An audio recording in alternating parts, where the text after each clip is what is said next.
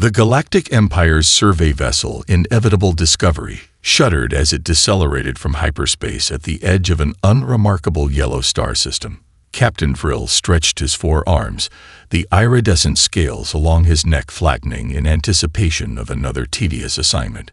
The main view screen displayed a standard G-type star with 8 planets, the third one a small blue-green marble that matched the profile of countless other life-bearing worlds. Standard approach vector, Lieutenant Kex. Maintain stealth protocols until we've completed preliminary scans, Vril ordered, his voice carrying the distinctive harmonic undertones of the Imperial officer caste. Lieutenant Kex, a newer addition to the crew, vibrated with excitement. Captain, this will be my first pre-FTL contact mission. The briefing mentioned the dominant species has only achieved chemical rocketry within the last century. Vril flicked his secondary eyelids in the Centaurian equivalent of a dismissive eye roll. They're practically infants. We'll follow the standard protocol, observe their communications, catalog their resource utilization, assess their genetic malleability, then present the Imperial offer of protection. The bridge crew prepared the standard first contact package.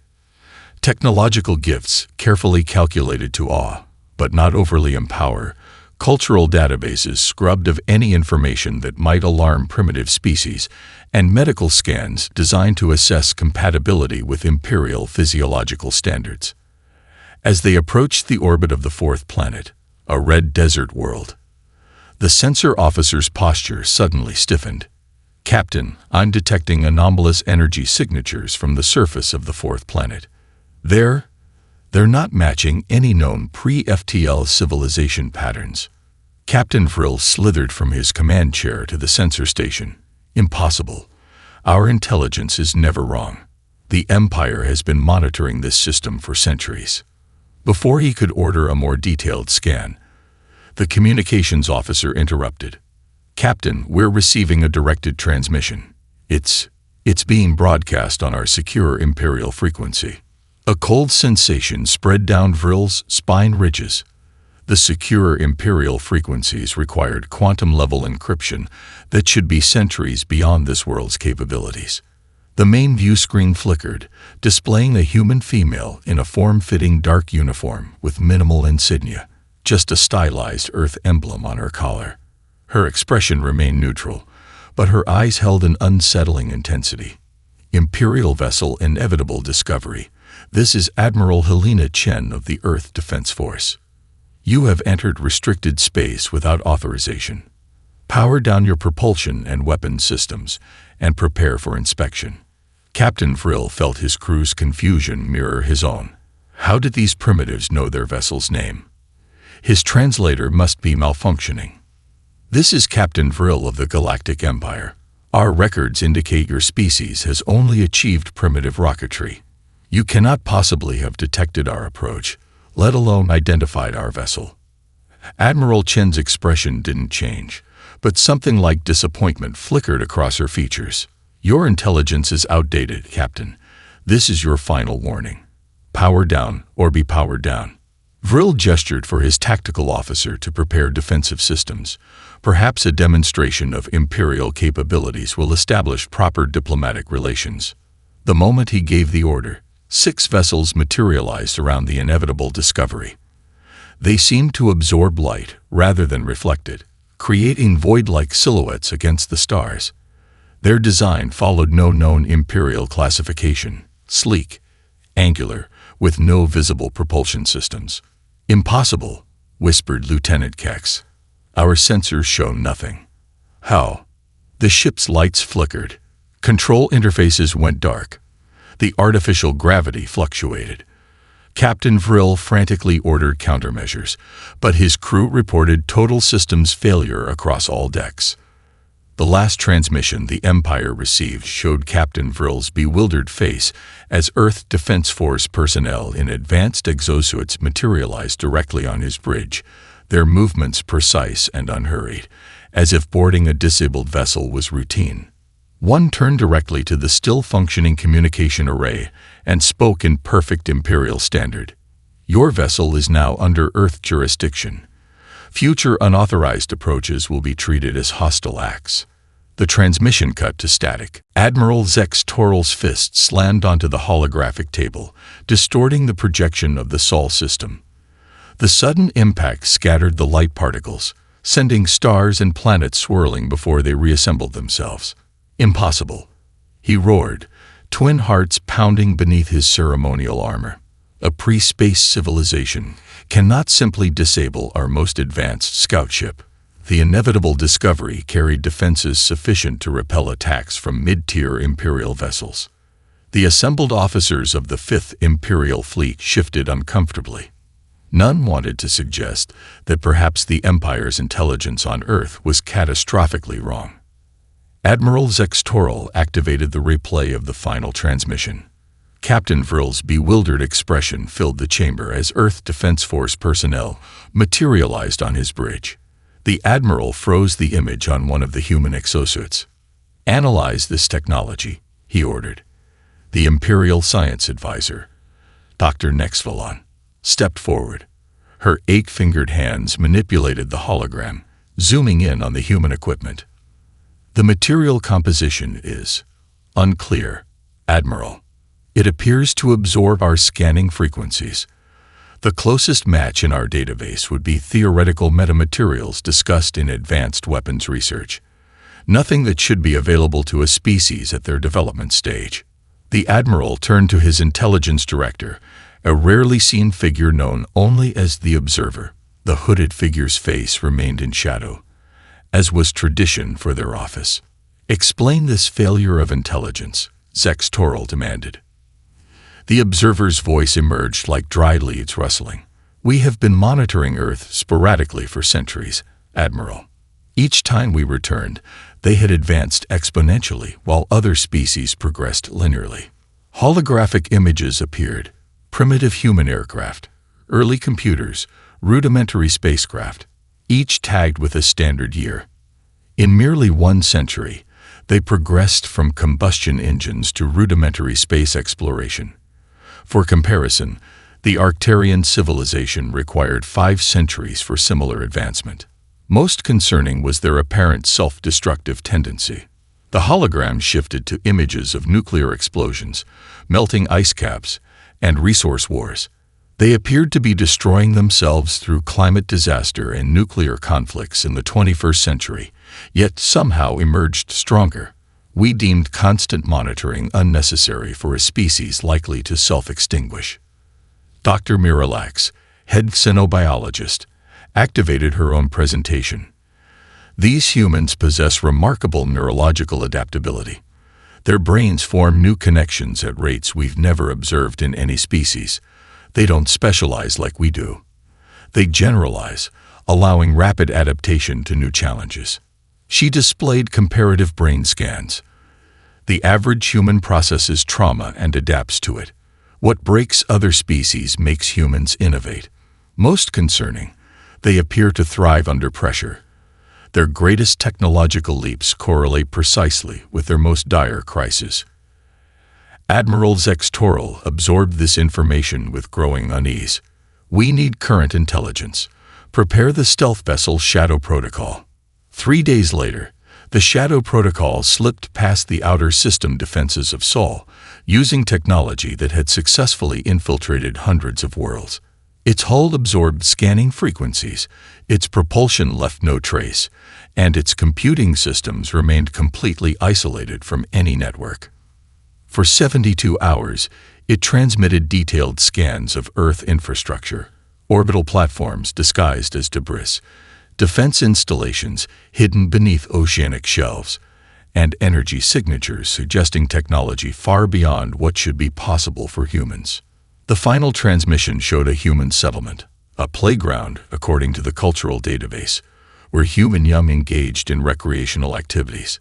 A female child, approximately 10 standard years old, stopped her play and looked directly at the cloaked ship. Her eyes reflected light in an unnatural pattern, and she pointed one finger at the exact location of the vessel. The transmission ended in static. In the Imperial Command Center, Admiral Zex Toral watched the replay in stunned silence. The human child hadn't just detected a vessel using the Empire's most advanced stealth technology. She had looked directly into the camera, her expression one of curious recognition rather than fear. "Prepare a full task force," he ordered quietly. "We need to understand what we're dealing with." High Ambassador Lorvex spent 3 hours in preparation, his attendants meticulously arranging each fold of his ceremonial robes to display the conquest marks of 10,000 worlds. Tiny emblems cascaded across the iridescent fabric, a visual history of the Empire's inexorable expansion. His dermal scales were polished to a perfect shine, and ceremonial pigments accentuated the dominance ridges along his skull. The psychological assessment of humans indicates they respond strongly to displays of status and power, his cultural advisor noted, adjusting the final emblem.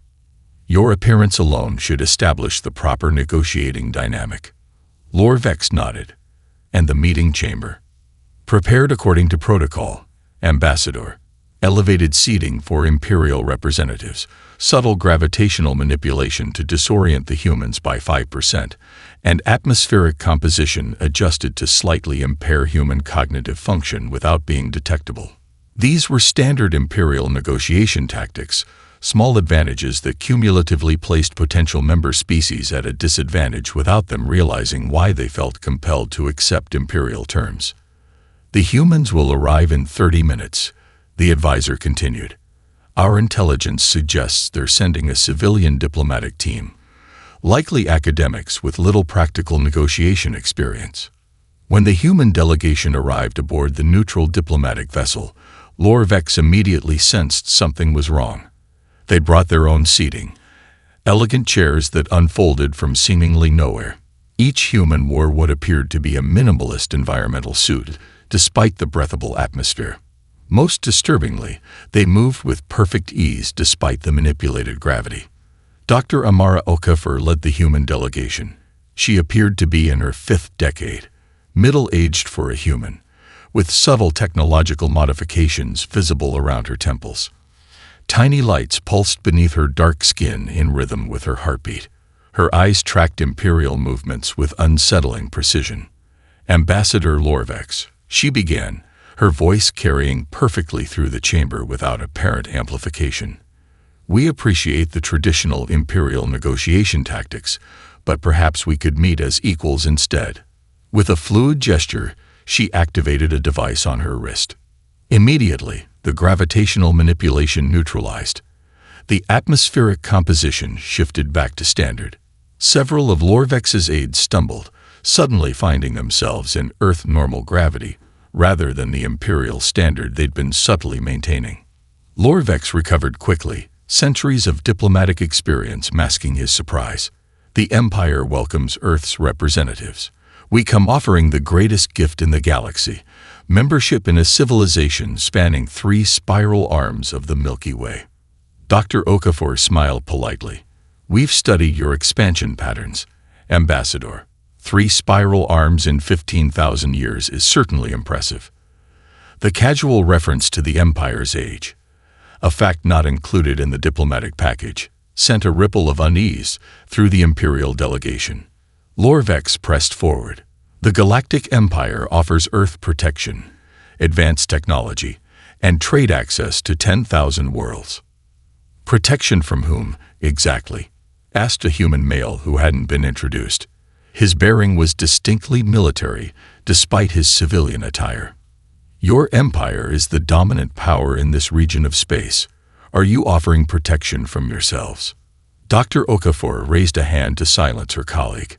She revealed a small device that projected a real-time hologram of 7 Imperial fleet movements near human space. "We're already tracking your military preparations, Ambassador. Let me be transparent. Earth is not interested in membership. We have our own path. The question is whether the Empire can respect that." Lorvex's secondary heart rate increased.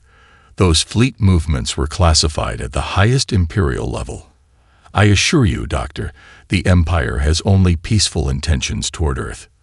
Then recall the 3 battle groups approaching the Tav City checkpoint. Dr. Okafor replied calmly. "They've been on accelerated vector for 26 hours. The military human leaned forward. "We know the Empire conquers through diplomacy when possible, force when necessary. That won't work here. We've been watching you for generations while you believed you were discovering us." For the first time in his 3-century diplomatic career, High Ambassador Lorvex found himself without a prepared response. The Imperial War College's strategic chamber had not hosted a full assembly in over 2 centuries. Today, all 50 seats around the obsidian table were filled. Admirals, generals, intelligence directors, and Xena specialists gathered to assess what many had begun calling the human problem. General Zoxvelar, veteran of 100 planetary pacifications, stood before the 3-dimensional tactical display. His scarred exoskeleton clicked softly as he manipulated the hologram to show Earth's solar system. "The standard conquest protocol applies," he stated confidently. "Overwhelming force, targeted strikes against leadership nodes, and rapid deployment of pacification units." The hologram illustrated his plan: Imperial dreadnoughts positioning at strategic points, precision strikes eliminating Earth's defensive capabilities, and occupation forces establishing control centers. "We estimate casualties within acceptable parameters. The human homeworld can be secured within 20 standard days." Several heads nodded in agreement. This was familiar territory. The Empire had incorporated thousands of worlds using variations of this approach. Then senior xenoanthropologist Kelveri rose from her seat, her slender form a contrast to the military figures surrounding her. "With respect, General, your assessment assumes conventional responses. Humans are anything but conventional." She activated her own data stream, overriding the tactical display. The hologram shifted to show key moments from humanity's conflict history. When faced with overwhelming force, humans don't surrender. They innovate. The display showed primitive aircraft evolving into supersonic jets within a single human lifetime. During their Second World War, a country on the verge of defeat developed rockets that transformed warfare.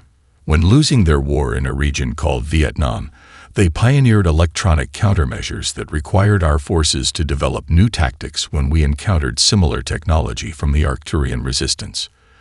The intelligence director, a figure whose features remained obscured by tradition, spoke from the shadows of the chamber.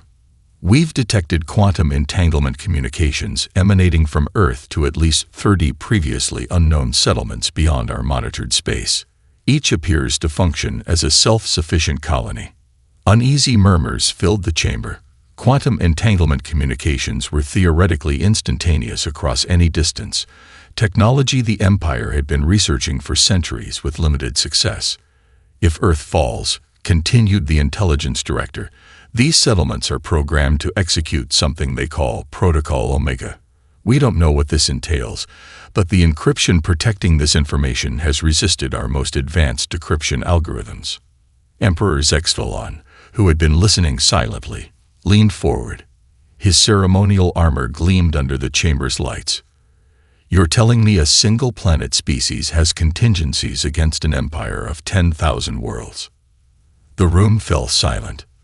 "The most disturbing element," the intelligence director continued, "is that we can't find any human military vessels larger than Corvette class, yet they display firepower equivalent to our dreadnoughts. Either they've developed energy weapons beyond our understanding, or what?" the Emperor demanded. "Or what we're seeing is their equivalent of a border patrol, not their actual military." Admiral Nextoral, commander of the Imperial Home Fleet, activated the tactical display again. "We've analyzed their defense patterns. They maintain minimal visible presence until approached, then deploy precisely scaled responses. They never overcommit forces or reveal more capability than necessary." The Emperor's expression darkened, like a predator revealing only what's needed to deter a challenger. "Precisely," confirmed Admiral Nextoral. "We've never seen their actual capacity because they've never been sufficiently threatened to display it." Fleet strategist Vir Korax, renowned for his unorthodox thinking, spoke for the first time. "We've been assuming humans are hiding their technology. What if they're hiding something more fundamental? Their true nature. The Emperor's eyes narrowed. Explain. Every species we've encountered exists within predictable evolutionary parameters. What if humans represent something outside those parameters?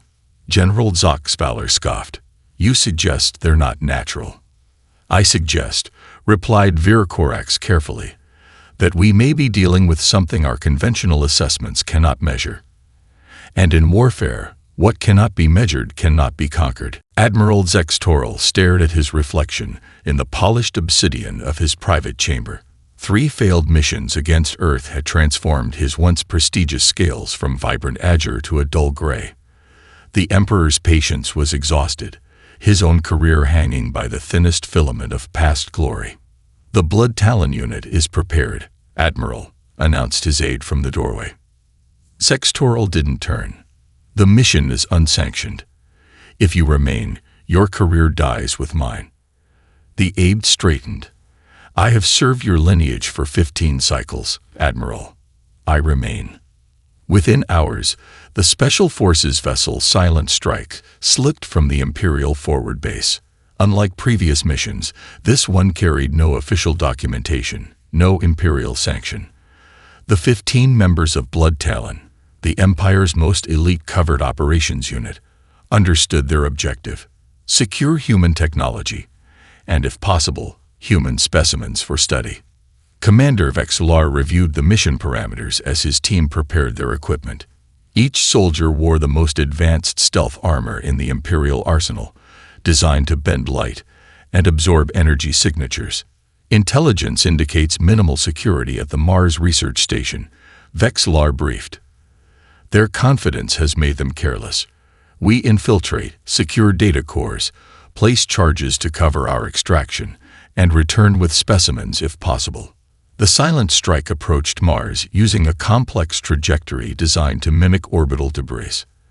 As they neared the research station, a modest structure built into the red planet's Valles Marineris Canyon, their sensors detected surprisingly basic security measures. No quantum barriers, minimal motion detection, standard airlock protocols, reported the tactical officer.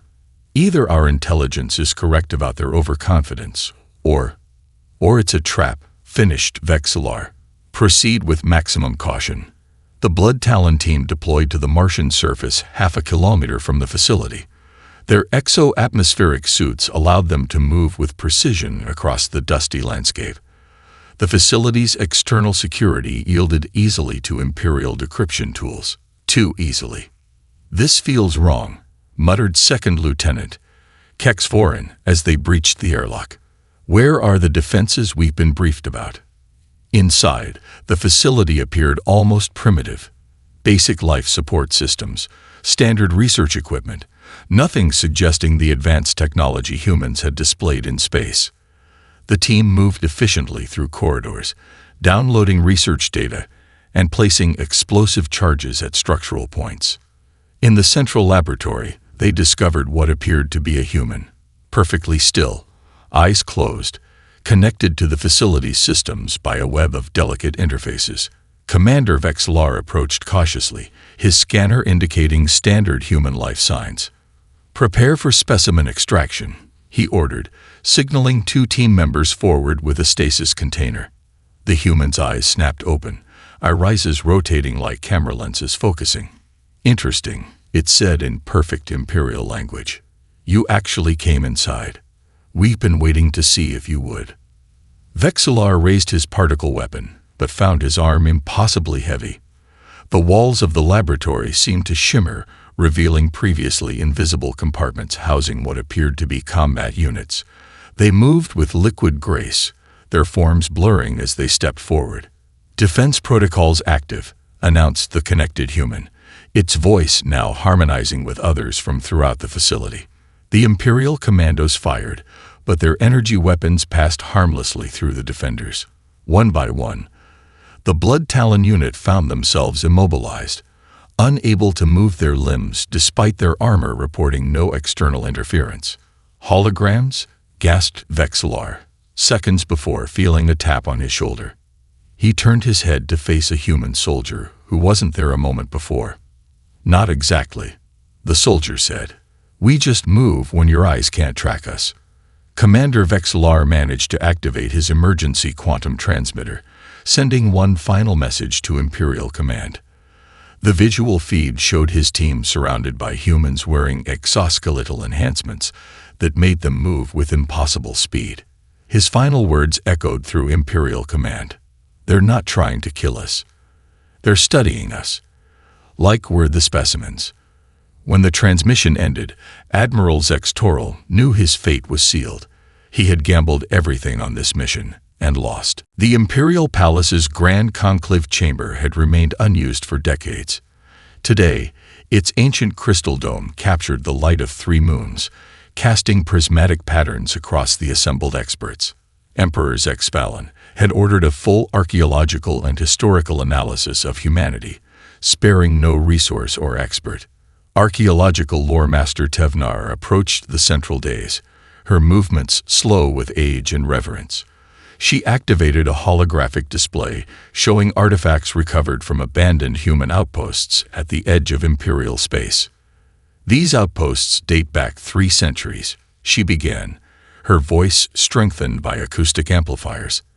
Their existence contradicts our understanding of human development. They should not exist.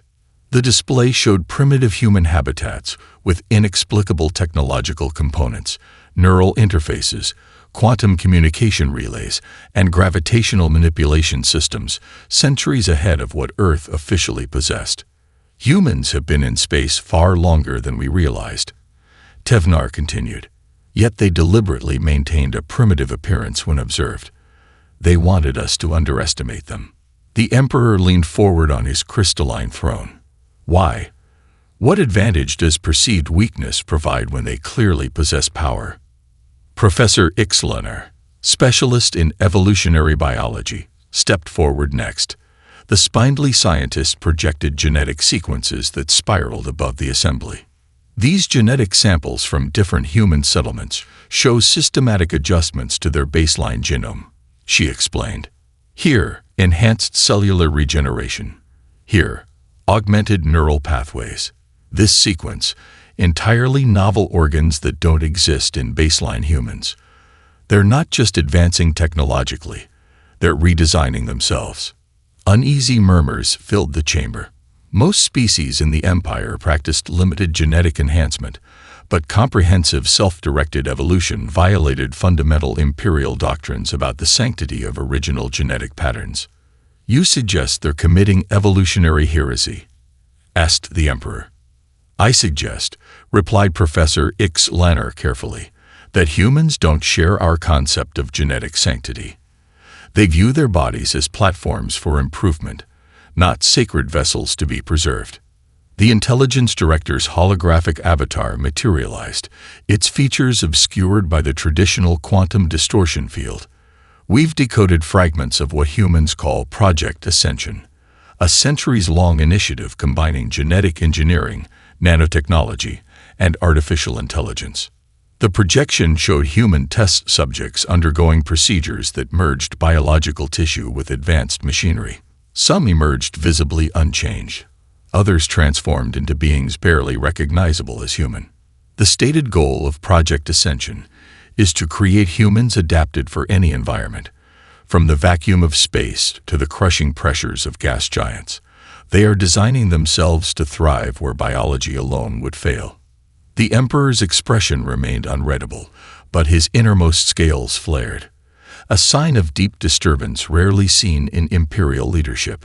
The humans we're negotiating with aren't even their most advanced variants, continued the Intelligence Director. They're sending representatives they believe we can comprehend. Their true capabilities may be beyond our understanding. Ancient philosopher Zexmoden, rarely seen outside the imperial archives, raised a trembling hand. When he spoke, his voice carried the weight of millennia of imperial wisdom. We must consider the Fermi Protocol. The chamber fell silent. Few remembered this ancient concept. Before humans achieved spaceflight, one of their scientists asked a profound question. In a galaxy that should be teeming with life, why had no one contacted Earth? They developed a concerning answer. that advanced civilizations might pose an existential threat, necessitating a preemptive defensive posture and technological secrecy. The philosopher's eyes, milky with age, surveyed the assembly. They'd been preparing for this moment for generations. While we conquered the stars, they conquered their limitations. They expected to meet something like us, and prepared accordingly. The emperor rose from his throne, an unprecedented action in such gatherings. Are you suggesting we face not merely a technological rival, but a species that has been anticipating and preparing for our arrival since before they left their planet? Yes, replied the ancient philosopher. And worse, they may have surpassed the very definition of what we recognize as life itself. Imperial Admiral Nirzek was reviewing fleet deployment strategies when her neural interface chimed with an unusual harmonic. The holographic tactical display before her flickered, distorted, and then vanished entirely. Across her flagship, crew members reported similar disruptions. Engineering, report status, she commanded, her secondary vocal cords vibrating with tension. Unknown, Admiral, came the response. All systems showing synchronization errors. Defensive screens, weapons, and propulsion are cycling through diagnostic protocols we did not initiate. Similar situations unfolded simultaneously across 5 sectors of Imperial space. For precisely 3 minutes, every military vessel, installation, and command center experienced complete system resets. When functionality returned, each commanding officer discovered something waiting in their personal data cores. General Kex Vallon of the 3rd Expeditionary Force found schematics of his flagship's reactor vulnerabilities, with annotations suggesting improvements. The detailed analysis highlighted cascading failure points that could be triggered by a precisely calculated energy pulse, along with engineering solutions that would prevent such vulnerabilities. Admiral Nirzek of the Home Fleet discovered tactical simulations showing exactly how her defensive formations could be penetrated. The analysis included microscopic discrepancies in shield harmonics that would allow specialized projectiles to slip through, discrepancies so subtle that Imperial systems classified them as within acceptable parameters. Most disturbing was what awaited the Imperial Palace Security Director, a holographic recreation of the Emperor's private meditation chamber, recorded while the Emperor had been present only hours earlier. The accompanying note was simple: your security systems could not detect our scan. Consider this a professional courtesy. These messages culminated in a formal communication delivered simultaneously to every Imperial governor, admiral, and minister. The quantum encrypted transmission bypassed all security protocols, appearing directly on primary communication channels regardless of clearance requirements. Fleet Admiral Takashi Yamamoto appeared on screens across the Empire. His appearance was striking. Silver neural interfaces visible at his temples, eyes with subtle mechanical enhancements that tracked and processed information at superhuman speeds. When he spoke, his voice carried the harmonic precision of someone who had optimized their vocal apparatus for maximum clarity and impact. To the leadership of the Galactic Empire, I send greetings from Earth and the United Human Systems. Recent incidents have demonstrated a concerning pattern of escalation that requires immediate address.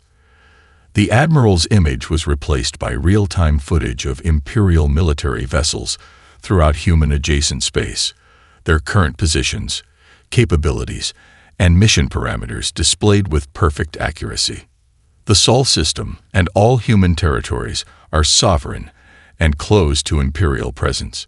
We have demonstrated our capabilities without causing harm to Imperial personnel or systems. We prefer peaceful coexistence, but are prepared for alternatives. The footage shifted to show the Blood Talon commandos captured on Mars. They appeared unharmed, seated in comfortable containment fields, being served what appeared to be food compatible with their physiology. Your soldiers will be returned unharmed. They have been treated with respect and dignity, as we would expect our own people to be treated. To avoid future misunderstandings, we have temporarily neutralized your capacity to initiate military action while your leadership deliberates. This effect will dissipate in 30 standard hours. Throughout Imperial space, military vessel commanders discovered their weapon systems locked in diagnostic cycles. Attempts to override triggered complete system shutdowns. Fleet admirals found their command authorization codes temporarily invalidated. We did not choose this confrontation, but we are prepared for it. Choose wisely. The transmission ended, leaving stunned silence across Imperial command channels. In the Imperial Palace, the Emperor faced a fractured council. The military command advocated immediate retaliation once systems restored. The diplomatic corps urged caution and negotiation. The Intelligence Directorate recommended isolation and containment of human influence. After listening to the arguments, Emperor Zexvalan made an unprecedented decision. "Prepare my personal vessel," he commanded. "I will meet with these humans myself." Emperor Zexvalan's personal vessel, the Sovereign Mandate, approached the designated meeting point, a crystalline structure floating at the boundary of human space. The station itself appeared to be grown, rather than constructed, its translucent surfaces capturing and refracting starlight in mesmerizing patterns.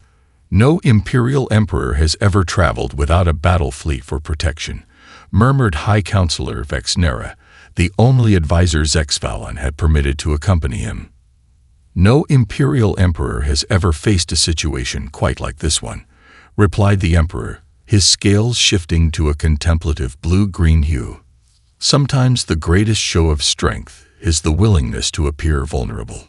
The Sovereign Mandate docked with the station through a seamless membrane that adapted to their airlock specifications without any communication required. As they stepped aboard, the Emperor noticed the walls pulsed with subtle bioluminescence, responding to their presence. The corridor ahead reconfigured itself as they walked, widening to accommodate the Emperor's ceremonial cloak. "The structure is alive," observed Vexnera with scientific fascination. "Or perhaps the boundary between living and non-living is meaningless to them." The human delegation awaited in a chamber designed to accommodate both species comfortably. Dr. Amara Okafor had visibly changed since the previous diplomatic encounter. Her eyes now contained subtle machinery, and her movements possessed inhuman precision. Beside her stood Admiral Yamamoto and three others whose features suggested they represented different evolutionary branches of humanity. "Emperor Zexvalan," Dr. Okafor acknowledged with a respectful inclination of her head. "Your decision to come personally demonstrates wisdom we had hoped to find in your leadership." "Your demonstration was effective," the Emperor acknowledged, settling into a seat that formed itself from the floor to perfectly accommodate his physiology. "But I must understand, why maintain the facade of technological inferiority for so long? Why not join the galactic community on equal terms?" Dr. Okafor gestured, creating a holographic display of human history. "We needed time. Earth nearly destroyed itself multiple times. We learned that technological advancement without corresponding ethical evolution is suicidal." The hologram showed scenes of human conflicts, environmental disasters, and nuclear devastation, then shifted to show their recovery and unification. "Your empire conquers, assimilates, standardizes," she continued. "We chose a different path." The Emperor watched in fascination as the hologram displayed human progression, from purely biological beings to entities increasingly integrated with their technology. Some remained recognizably human, while others had transformed into forms optimized for different environments. "You fear we would interfere with your evolution?" he asked. "Not fear. We know you would." Dr. Okafor's expression remained neutral. "Your empire has encountered 12,141 sentient species and guided them all toward a single model of civilization. We detected your observation probes centuries ago and chose to appear primitive while developing our own path." Admiral Yamamoto stepped forward. "We have no interest in conquest or domination. Earth remains our ancestral home, sacred, but not our limitation." The Emperor considered this carefully. "And if we cannot accept your terms, if we were to bring the full might of the Empire against you, then we would respond appropriately," replied Yamamoto without emotion. "But the cost would be immeasurable for both sides." After hours of negotiation, the Terran non-interference treaty was established. Humans would not interfere with imperial affairs, and the Empire would respect human sovereignty. Limited cultural and scientific exchange would be permitted at designated neutral locations. As the Emperor prepared to depart, Dr. Okafor offered a final insight. Your empire expanded across physical space, an impressive achievement. We expanded across possibility space. Your civilization conquered the galaxy. Ours is becoming something the galaxy has never seen before. Perhaps in time, we'll both discover what that means. The Emperor returned to Imperial space with a new directive that soon became central to Imperial diplomatic training. Earth and humanity are not to be approached as potential conquests or subjects, but as an enigmatic equal pursuing a separate evolutionary destiny. The directive's final line entered Imperial culture as a common saying. The forbidden holds its status for a reason. Respect the boundaries of Earth.